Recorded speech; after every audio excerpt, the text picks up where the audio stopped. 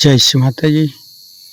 परम पूज्य श्री माता जी, जब जब धरती पर अधर्म हुआ है, आप आई हो माँ, आप पधारा है माँ। कृपा करके आप इस धरती पर सारे देव देवियों के साथ पधारिए और पूरी धरती को परम चैतन्य कीजिए। सभी संतों को, सभी शुद्धात्मा को ध्यान का सिद्धि प्रदान कीजिए। परम पूज्य श्री माता जी, कृपा करके आप पधारिए। परम पूज्य श्री माता जी, आपके श्री चरण कमल पर कोटि कोटि नमन। कुंडली उठा के बंधन लेंगे।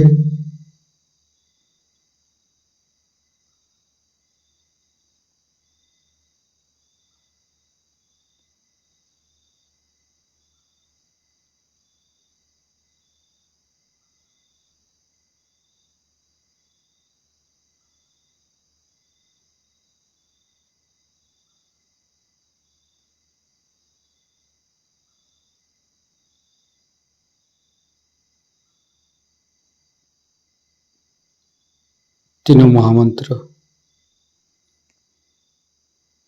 ओम तमेव साक्षात् श्री महालक्ष्मी महासरस्वती महाकाली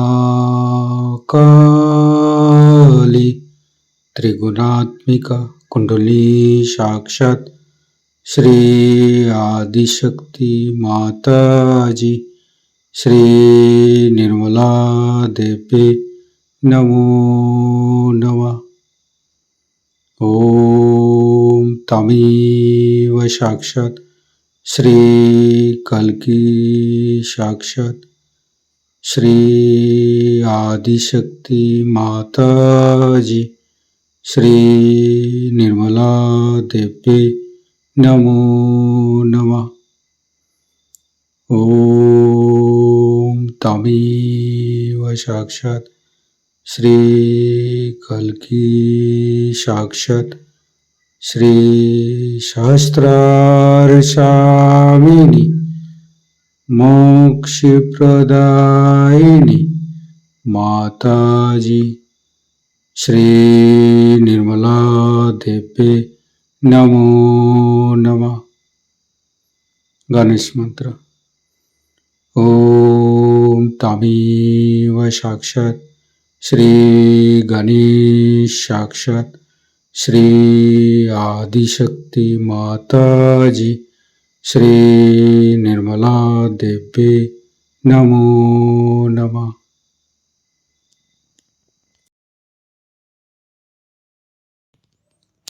दोनों हाथ खुला हुआ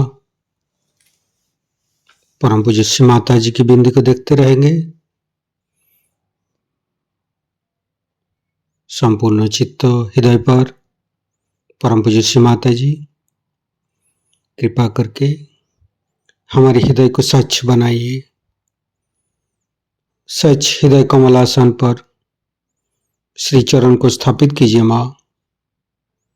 परम पूज्य श्री माता जी, हमारे हृदय में जो कुछ भी है आप ही का बना हुआ है। हमारी सांसें, हमारी रोम रोम आप ही का दिया हुआ माँ। परम पूज्य श्री माता जी, आप ही ने तो हमें शुद्ध आत्मा स्वरूप बनाया। परम पूज्य श्री माता जी, हमारे हृदय पर आइए और हमारी आत्मा को परमात्मा के साथ मिलाइए। परम पूज्य श्री माता जी, आप ही तो दुर्गा जी है, आप ही तो शिव जी है। कृपा करके दुर्गा जी की शक्ति और शिव तत्व हमें प्रदान कीजिए माँ। परम पूज्य श्री माता जी, हम अज्ञानी है, हमारी अज्ञानता के बस में यदि आपकी शान के खिलाफ कोई गलती हुआ हो, कृपा करके क्षमा कर दीजिए माँ। संपूर्ण चित्त मूलाधार चक्र पर, तीनों मूलाधार को देखेंगे। हे आदिशक्ति माँ, कृपा करके हमारे ऊपर कृपा दृष्टि प्रदान कीजिए। हमारे ऊपर प्रभु गणेश की शक्ति प्रदान कीजिए माँ। हे आदिशक्ति माँ, हम कभी अतीत में चला जाते हैं माँ, कभी भविष्य में चला जाते हैं। कृपा करके अतीत और भविष्य झूठा है माँ। कृपा करके हमें मध्य में स्थापित कर दीजिए माँ। परम पूज्य श्री माता जी, आप ही तो प्रभु गणेश है। कृपा करके हमारे तीनों नाड़ी, सातों चक्रों के अंदर समस्त दोषों को, समस्त रोगों को, समस्त बाधाएं दूर कीजिए माँ। संपूर्ण चित्त बाएं मूलाधार, परम पूज्य श्री माता जी, कृपा करके हमारे अंदर अबोधिता और पवित्रता को रक्षा कीजिए माँ। निर्मल गणेश की मंत्र लेंगे। ओम तमेव साक्षात श्री निर्मल गणेश साक्षात श्री आदिशक्ति माता जी श्री निर्मला देव्ये नमो नमः। बाएं हाथ श्री माता जी की तरफ, दाहिने हाथ धरती पर। परम पूज्य श्री माता जी हमारे बाएं मूलाधार में समस्त दोषों को, समस्त बाधाएं को ये दाहिने हाथ तले होते हुए धरती पर विलीन कर दीजिए माँ।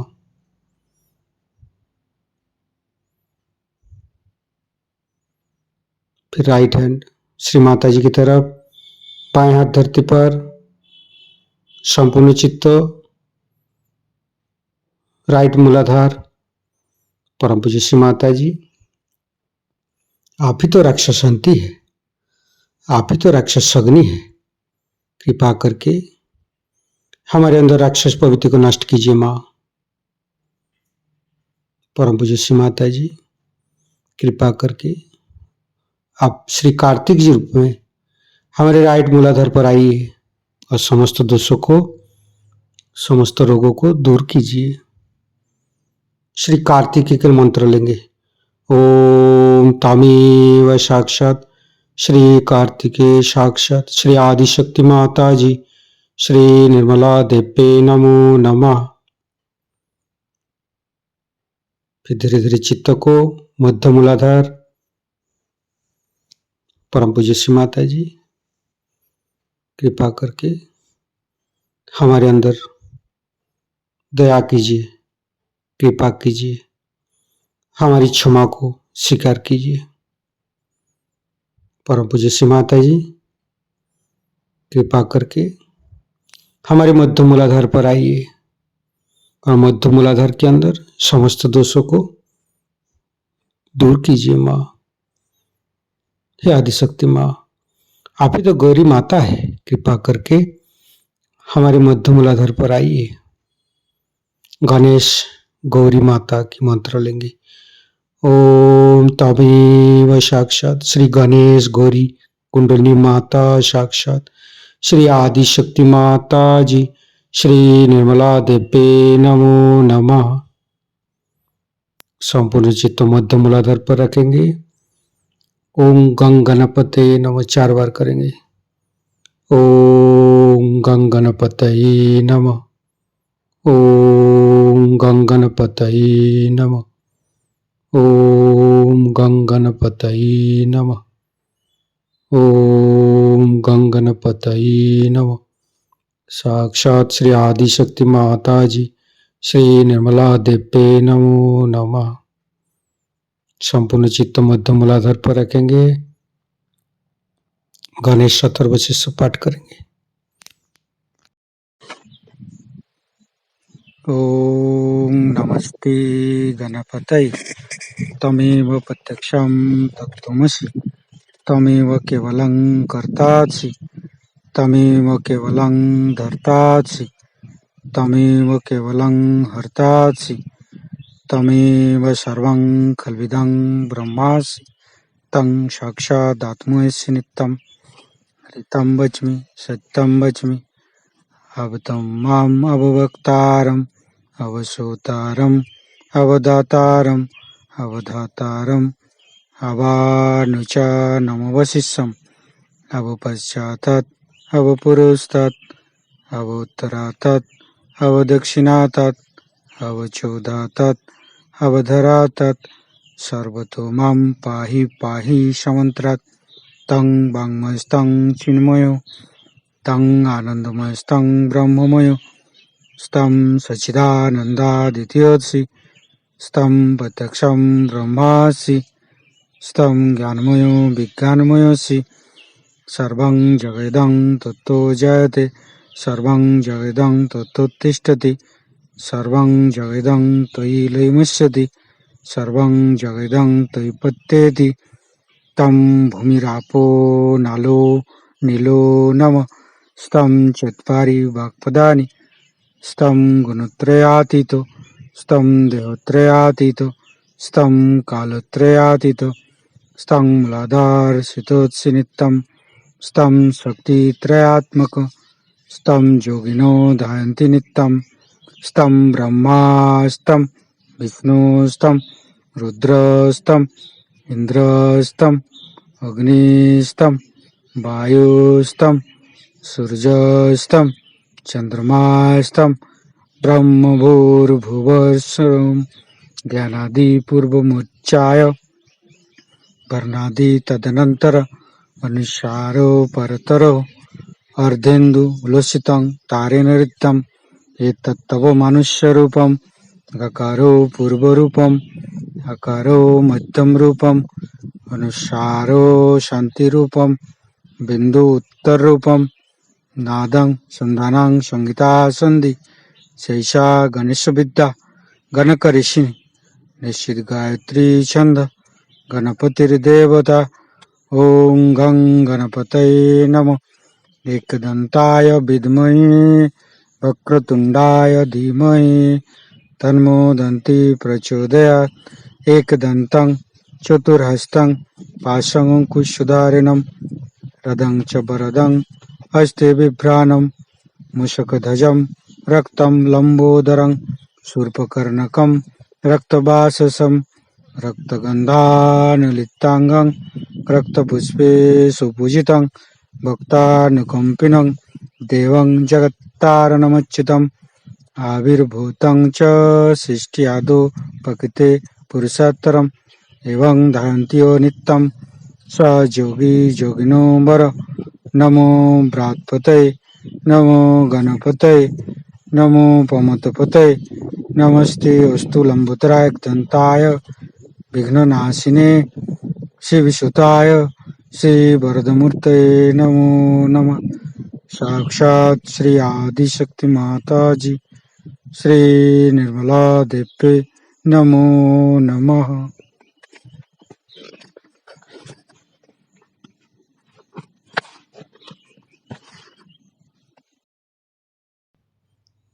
धीरे धीरे चित्त को लेफ्ट स्वादिष्ठान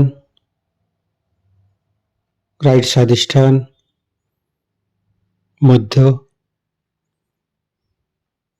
फिर चित्त को राइट नाभि लेफ्ट नाभि मध्य नाभि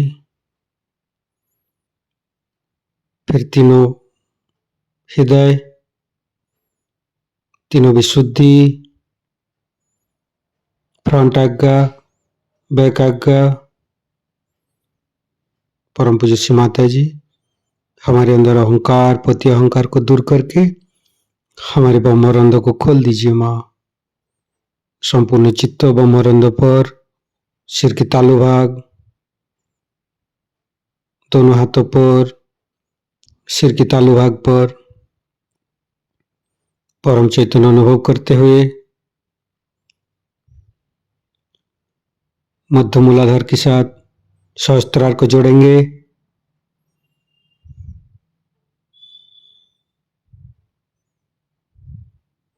लेफ्ट मूलाधार के साथ सहस्त्रार को जोड़ेंगे।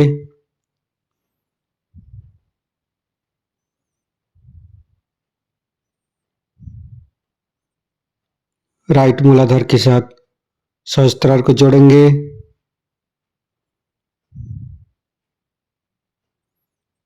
फिर संपूर्ण चित्त सहस्त्रार पर रखेंगे। परम पूज्य श्री माता जी, हमें निर्विचारिता प्रदान कीजिए माँ। हमें ध्यान का स्थिति दीजिए माँ। निर्विचारिता का मंत्र लेंगे। ओम तमेव साक्षात श्री निर्विचारिता साक्षात श्री आदिशक्ति माता जी श्री निर्मला देवे नमो नमः। संपूर्ण चित्त सहस्त्रार पर हे आदिशक्ति माँ, कृपा करके हमारे ऊपर ऐसी कृपा कीजिए ताकि आपकी अमृत वाणी को हम सहस्त्रार से सुन सकूं। संपूर्ण चित्त सहस्त्रार पर परम पूज्य श्री माता जी की अमृत वाणी हम सहस्त्रार से ग्रहण करेंगे। प्रकाशित होते हैं उस वक्त उन्हें सदाशिव कहा जाता है।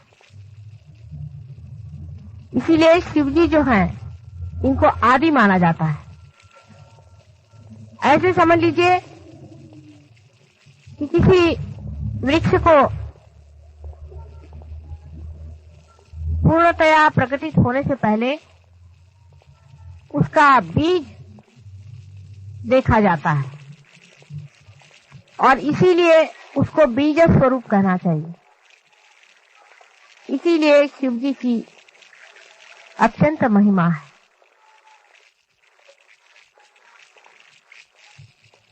उसके बाद उनके प्रकटीकरण के बाद उन्हीं के अंदर से शक्ति अपना स्वरूप धारण करके आदि शक्ति के नाम से जानी जाती है। वही आदि शक्ति परमात्मा के तीनों रूपों को अलग अलग प्रकाशित करती है, जिसको आप जानते हैं, जिनका नाम ब्रह्मा, विष्णु और महेश माने शिव शंकर है। यानी एक ही हीरे के तीन पहलू आदि शक्ति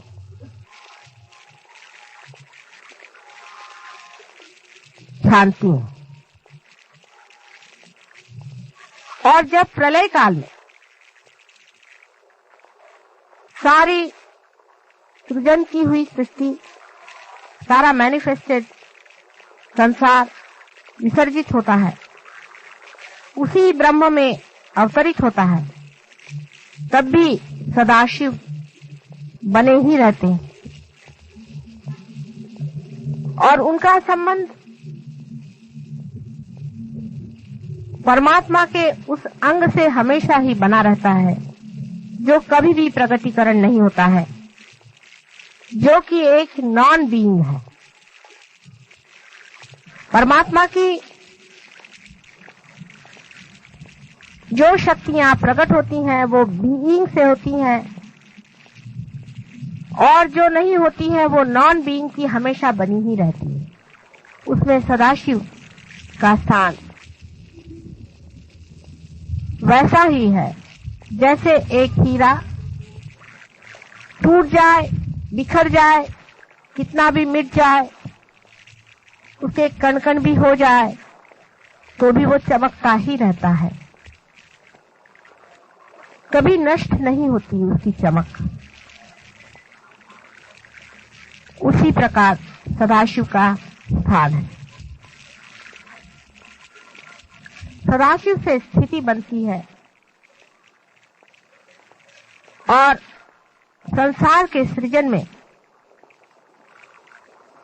जब तक स्थिति नहीं बनेगी तब तक कोई भी सृजन नहीं हो सकता। पहले स्थिति बनाई जाती है, एग्जिस्टेंस, अस्तित्व लाना पड़ता है किसी भी चीज का। अस्तित्व सदाशिव के ही शक्ति से होता है।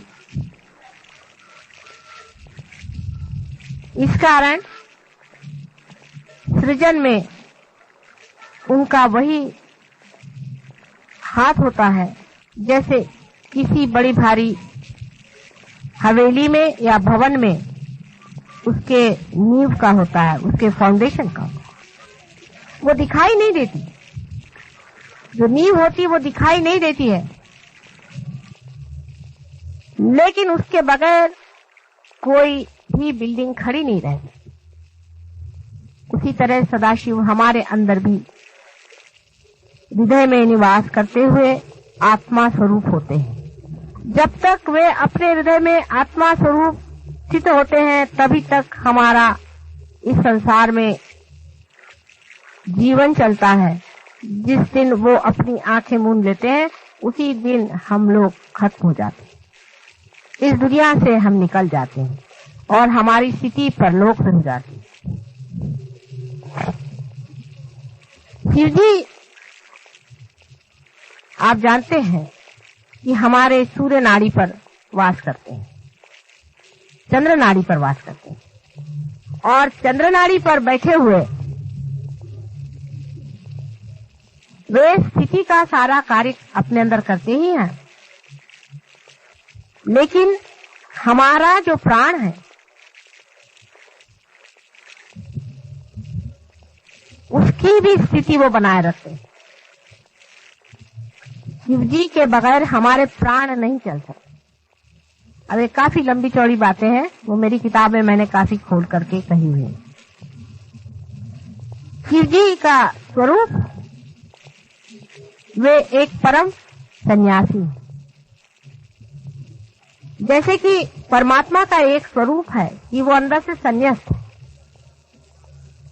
वो किसी वजह से ये रचना नहीं करते, उनको कोई कारण नहीं है, वे अपने करते हैं, उनकी विम है, उनका मजा है, वो अगर चाहे तो रचना करते हैं, नहीं तो उसे तोड़ देते।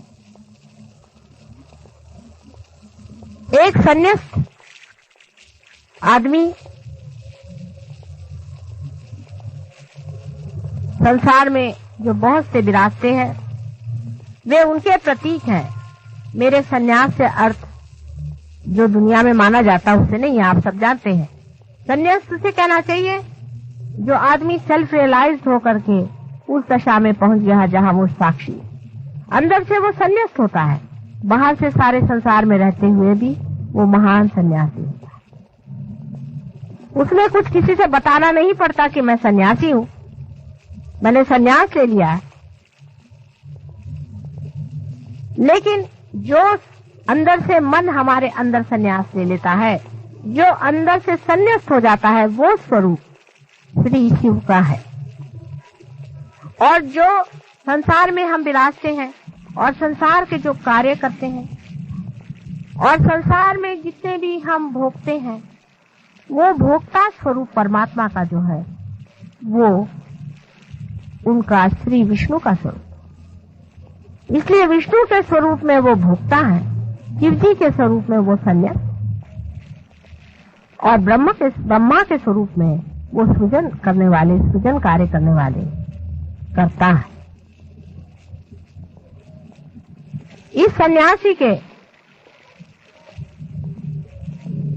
और दृष्टि करने से एक अजीब सी चीज दिखाई देती है कि नील वर्ण का इनका शरीर,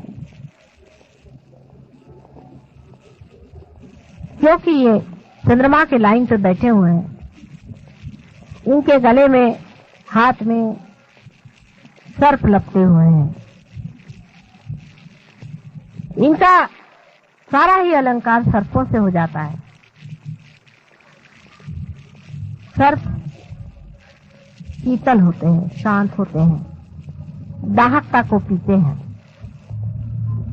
और वो अपने ऊपर सर्प को पाले हुए हैं। माने संसार का जितना भी दुष्ट, जितना भी विपरीत, जितना भी डंक, जितनी भी जबरदस्त चीजें संसार को नष्ट करने वाली हैं, सबको अपने शरीर में समाये हैं। दुनिया भर का गरल वो पिए हुए अपने, आप जानते ही हैं कि उन्होंने गरल को शुरू में ही सारा पी लिया, और जो कुछ भी गरल संसार का होता है वो अपने अंदर पीकर संसार को ठंडा रखते, संसार को सुख दे।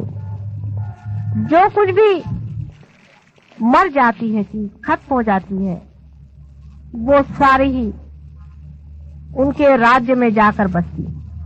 और जो बेकार के लोग होते हैं, जो महादुष्ट होते हैं, उनके कारागार भी उन्हीं के चरण धूलि से बंद हो जाते हैं। वे लोग बंदिश होते हैं शिव जी की कृपा से। उनके सर पे चंद्रमा का राज्य है। चंद्रमा स्वतः लक्ष्मी के भाई है, और इसीलिए कहा जाता है कि अपने साले को उन्होंने अपने सर पे रख लिया है। बहुत ही उनका अजीब सा वर्णन कवियों ने किया हुआ है, और बहुत सुंदर। उनके सर पे गंगा का बोझा उन्होंने उठाया हुआ है, माने वो सबका गर्व हरण करने वाले। गंगा जैसी गर्भवती को भी उन्होंने अपने जटा में बांध लिया, इतनी उनकी जटाएं जबरदस्त है। मनुष्य में जो अहंकार होता है उसे भी वो अपने अंदर पी लेते हैं, और इसी प्रकार वो संसार की अहंकारी लोगों से रक्षा करते। वो अतुलनीय है, उनका कोई वर्णन शब्दों में नहीं कर सकते। लेकिन उनके अंदर एक बहुत बड़ा, एक बहुत ही असाधारण एक शक्ति है जो किसी भी देव देवताओं में नहीं है। वो है क्षमा की शक्ति। वे दुष्ट से दुष्ट महादुष्ट को भी क्षमा कर सकते हैं। जिन्हें गणेश जी क्षमा नहीं कर सकते, जिन्हें यीशु मसीह नहीं क्षमा कर सकते, उनको भी सदाशिव क्षमा कर सकते हैं। इसीलिए हमेशा जब भी क्षमा मांगनी होती है, बोलायचं नाही ध्यानाच्या वेळेला कृपा करूं, जब भी क्षमा मांगनी होती है तो उन्हीं से क्षमा मांगी जाती है। क्योंकि कुछ कुछ ऐसी बातें हैं जिसे गणेश बिल्कुल नहीं क्षमा कर सकते।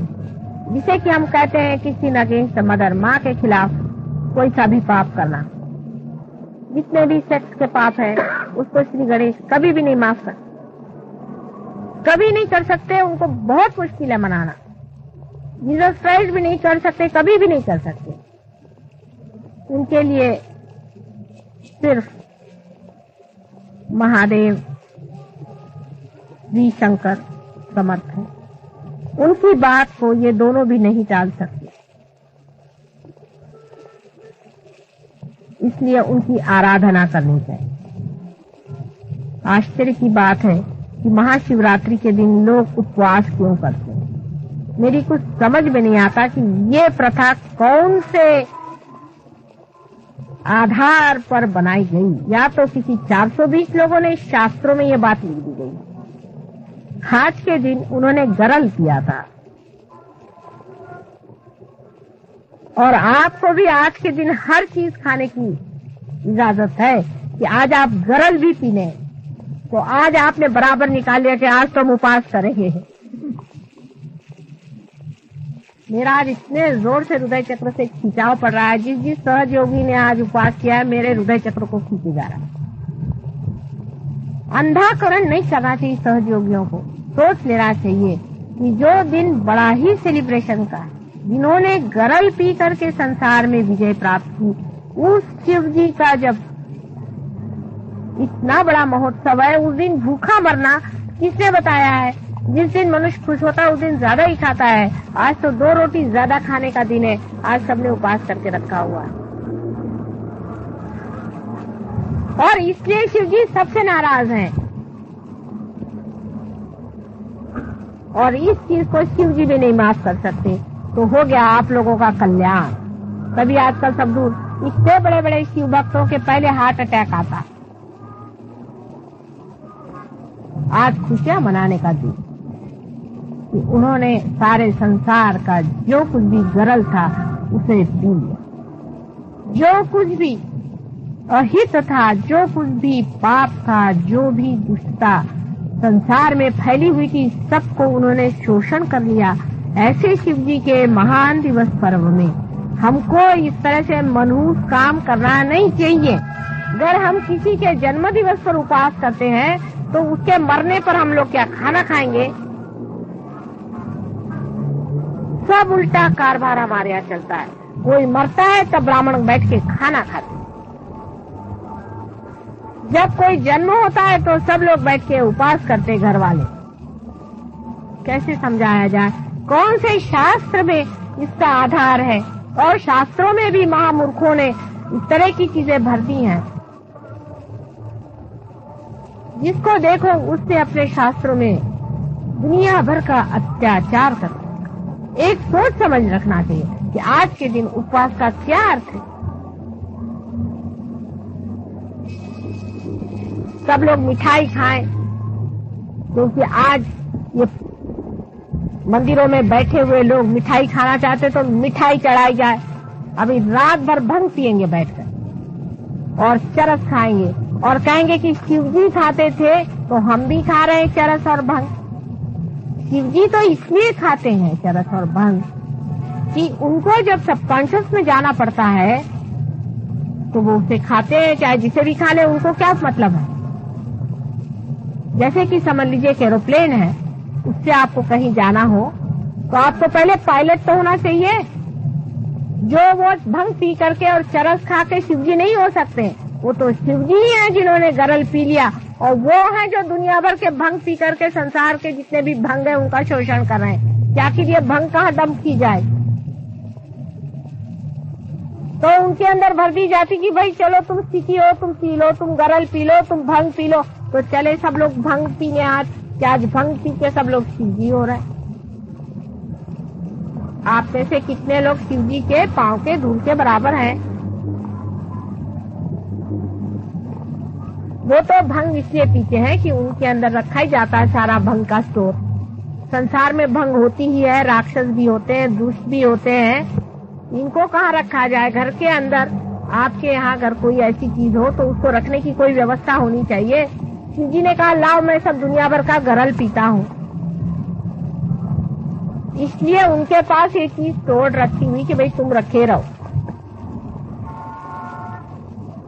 तो आप लोग जो उनके नाम से भंग और चरस पीते हैं, उनसे बड़े महामूर्ख संसार में कोई है। एक सोचना चाहिए सहज योगियों के लिए कि आपको आज तक वाइब्रेशंस तो कभी आए नहीं, आपने कभी जाना नहीं कि ये चीज क्या है, ये क्या आपके अंदर से बह रहा है, ये क्या आपके अंदर होना, कुछ अभिनव चीज, कोई बड़ी भारी चीज, कोई विशेष रूप की चीज। फिर अपने विचार भी बदलने चाहिए, अपनी आदतें भी बदलनी चाहिए। हमेशा इस तरह से उल्टी बात हम क्यों करते हैं मेरी समझ में नहीं आती। और हर एक उल्टी बात ऐसी उल्टी बैठती है कि उससे शिवजी तो उठ ही गए इस संसार से, और उनको फिर से बिठाना मुश्किल हो जाता है। और अगर ज्यादा देर खड़े रहे तो तांडव शुरू कर देंगे, उनका कोई ठिकाना नहीं।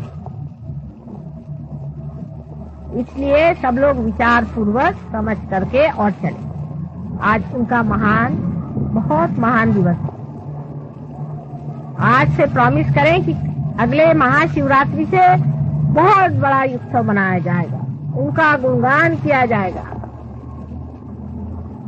आपको हो सकता है कि विष्णु जी जैसे नहीं उनको पसंद अलंकार, उनके अलंकार और हैं। उनके लिए आप बबूत लगाइए, दुनिया भर की राख उन पे चढ़ा सकते हैं आप, उस सब चीज को वो तैयार है। लेकिन उन्होंने उपवास करने की बात कही हो ये तो मुझे पता ही नहीं। व्रत करना शब्द ही बदल गया, व्रत का मतलब उपवास करना हो गया। ऐसे वक्त करना चाहिए जैसे जिस टाइम रामचंद्र जी वनवास गए तब व्रत करना चाहिए। जब रिपेंटेंस की बात हो, जब पश्चाताप हो रहा हो, उस समय का उपवास समझ में आता है। अब क्या आपको पश्चाताप हो रहा है क्या कि उन्होंने गरल पी लिया? सोचने की बात है। सारे संसार की विपत्ति, सारे संसार की आफतें, सारे संसार का गरण आज के महान दिवस में उन्हें की, इसलिए आज को महाशिवरात्रि कहते हैं। सारी रात उन्होंने ले ली अपने रात्रि का जितना भी डार्कनेस संसार की है, उसको उन्होंने अपने अंदर समा लिया। अब मैं आपके लिए कोई फोर्स तो करती नहीं हूँ, लेकिन आप करके देखिए। अभी आप निश्चय करें इसी वक्त कि अगले महाशिवरात्रि से हम उपवास बिल्कुल नहीं करेंगे, और वाइब्रेशन देखिए कितने जोर से आते, और माफी मांगिए।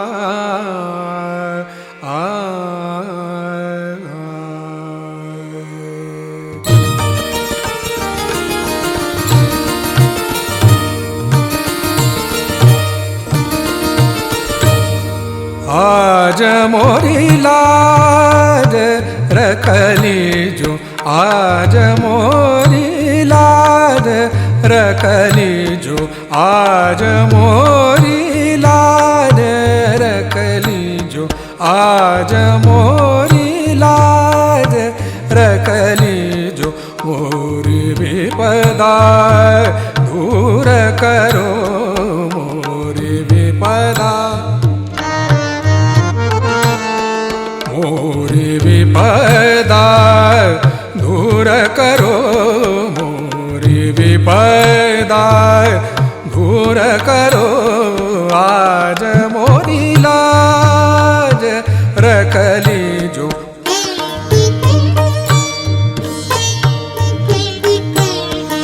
आज मोरी लाज रखली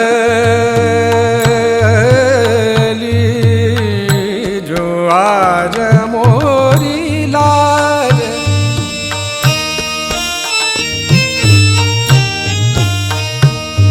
मोरी लाज,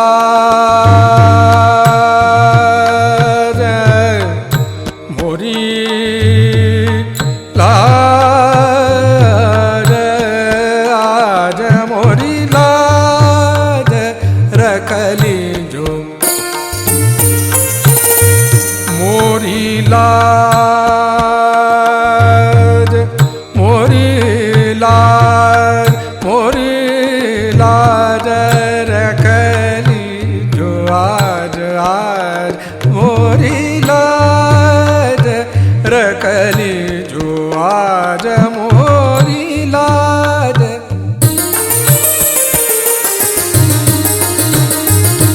मोरी लाज, मोरी लाज, आज मोरी लाज रखली जो।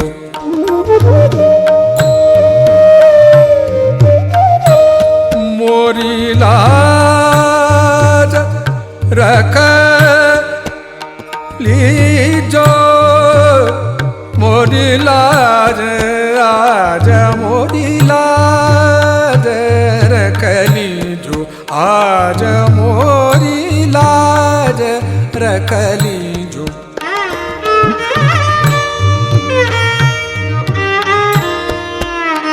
मोरी लाज,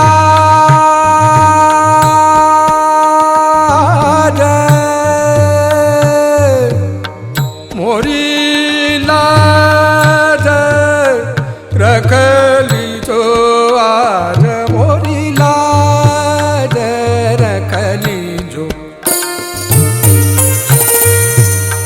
मोरी लाज,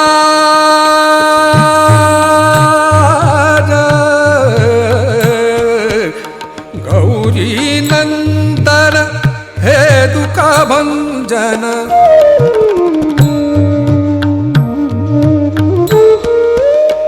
गौरी नंदन,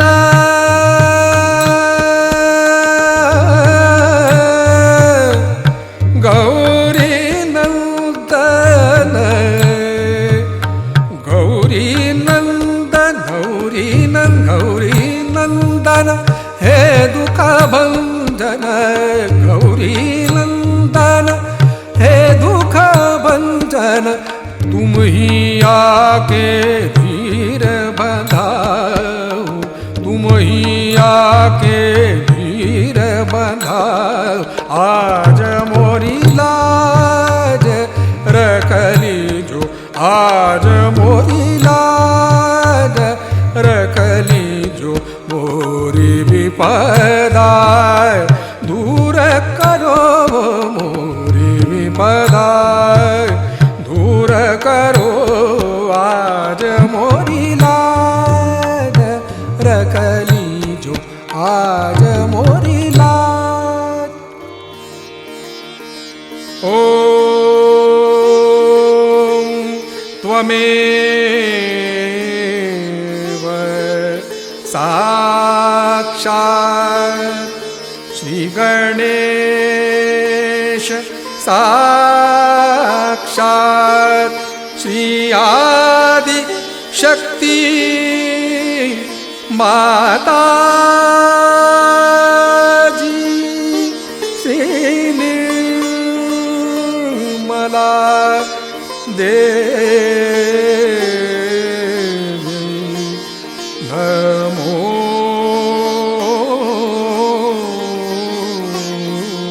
नमः। हे आदिशक्ति माँ, आप जी आज ध्यान करा के हमको परम चैतन्यित किए, हमें निर्विचारिता स्थिति प्रदान की है। इसके लिए माँ आपको कोटि कोटि नमन। हे आदिशक्ति माँ,